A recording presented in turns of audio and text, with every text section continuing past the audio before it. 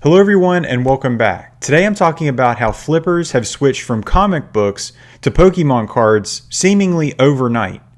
This is a phenomenon I've seen from specific comic book YouTube creators who we're going to talk about, and I'm going to show you some of their videos. The comic book market not doing really well. I mean, that's something that we can all pretty much safely assume. Week after week, it seems like comic book prices on big books that people wanted during the comic book boom continue to go down in price. But not so fast. There's another collectible that seemingly is surging and past this whole bust of all collectibles, and that's the Pokemon cards. Grown men my age and older are beating other people senseless in Target stores, Walmart parking lots, basically any opportunity they can to snag their next prismatic evolutions or what have you, or whatever the case may be now. The Pokemon card surge has happened here, which is within just the past few years. Pokemon cards in like the mid 2013, 14, 15 time period, nobody wanted these. There was no like market for this. And the physical game has not really taken off that much either. It's the actual collecting, flipping, and grading of these cards. So what really interested me to make this video was some of my YouTube creator contemporaries, some big channels, have taken their shot and taken their opportunity to kind of grab the zeitgeist and say, hey, you know what? Maybe some of my viewers might want to watch some Pokemon unboxing content. Well, no surprise there. These are some of their worst performing videos in their recently posted videos.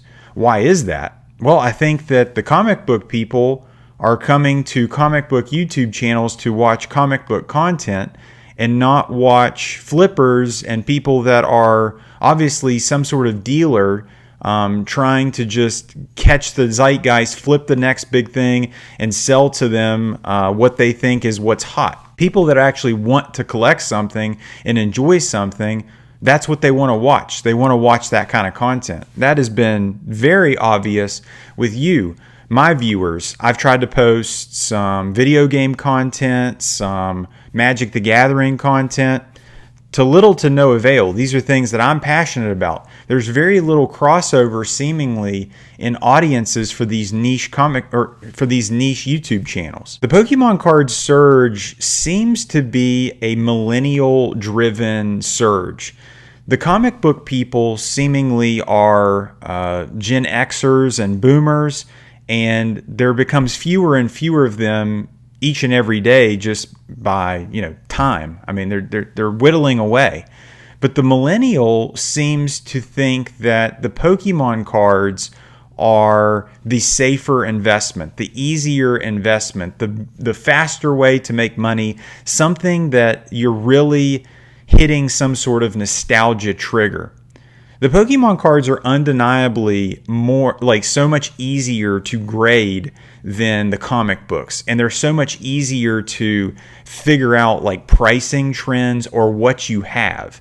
There's also the aspect of just the straight up gambling of opening the packs in the hope of hitting some kind of big card. With the comic books, that really doesn't exist except for these whatnot bags, these Battle Beast bags, and then the X-Men bags that certain whatnot and YouTube personalities have tried to flip and kind of push out into the market. But really the booster pack is the crucial crux of all of this, is this finding something for nothing. It creates a lower cost, like a lower barrier of entry for folks that are trying to get into this. For only $4 or $5 or whatever the price is for a pack, you have a chance of pulling a $100 card, as opposed to like a comic book where you're going to have to do significant amount of digging, go to a physical space, search online, hunt for deals, and even then you're going to have some sort of knowledge of what is hot, what is going to be worth something valuable. There's a lot more to it. Comic books are a lot harder to get into. The Pokemon barrier of entry is so low, anyone can do it. Pokemon seems to appeal to not only the collectors and the flippers, but like just casual people. There's this whole swath of people that are the video game players, not only the card collectors. There's a lot of crossover seemingly with like the sports card people in this, because I think a lot of card people are similar in that.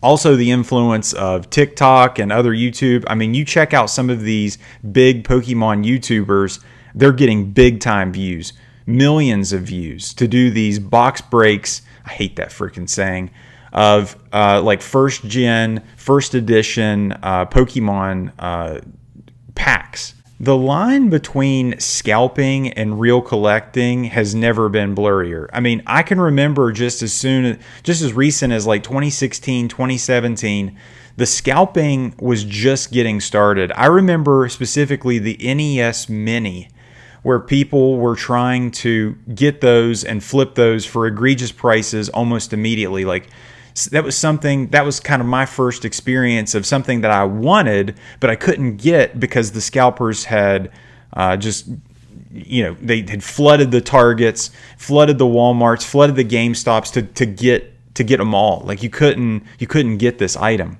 The real collectors of Pokemon, are there any out there? I mean, I would say that there may be some that have held true since the late 90s and even through the 2010s. But man, you were in a heyday at that time because you could literally probably get anything you wanted. The price was so low for things. And you're talking about like first edition cards. People didn't even care. And I'm thinking the same way with comic books, where if you're somebody that has been in this and then you see like 2020, 2021 come around, I would love to have been in your position and just seen the influx of all these millennials, these young, budding young professionals willing to throw thousands, tens of thousands, hundreds of thousands of dollars into this ring when you knew good and well that this stuff was not rare. This stuff was not going to hold its value. It was inflated prices for Bronze Age and even late Silver Age books that everybody knew, if you were already in it, were not rare. What does this mean for us? I think for like the comic book YouTube people that are creators, I think this is kind of like a wake-up call to like realize that your Gen X boomer viewers do not give a crap about Pokemon cards, and that you're trying to present that content to people that do not care. You've obviously had success in the past showing things, grading things, and then turning your viewers into customers.